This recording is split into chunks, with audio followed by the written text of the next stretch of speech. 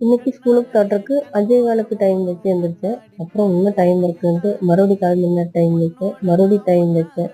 இப்படியே டைம் வச்சு வச்சு நல்லா தூங்கிட்டுங்க. 7 மணிக்கு எழுந்திரிச்சேன். அவசர அவசரமா ஒரு காப்பி போட்டு குடிச்சிட்டு தக்காளி சாதம்னு அதுக்கு பிணைஞ்சு சாப்பிட கீரை பொரியலும் பண்ணியிருந்தேங்க.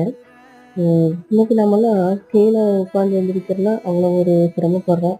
ஆனால் கீழே உட்காந்து எந்திரிக்கும் போது பல நோய் நொடிகள் தீருங்க. நான் காய்கறி நறுக்கிறப்போலாம் கத்தியில தான் நறுக்கிட்டு இருந்தேன். அதுக்கப்புறம் முட்டி வலி வர ஆரம்பிச்சிருச்சு. இப்படியே விட்டுட்டு இருந்தால் நாம் முட்டி ஆப்ரேஷன் பண்ண வேண்டிய சூழ்நிலை வந்துடும். அதனால முடிஞ்ச அளவுக்கு கீழே உட்காந்து எந்திரிக்கிற மாதிரி நம்மளை நாம் பழக்கப்படுத்திக்கலான்ட்டு காப்பி குடிக்கும் போதும் சரி, காய் நறுக்கும்போது அருவாமனையில் அரைஞ்சிக்கிறது, இந்த மாதிரி பழக்க வழக்கங்களை கொண்டு வந்துட்டேங்க. நீங்கள் எப்படி காய் நறுக்குவீங்கன்னு சொல்லுங்கள்.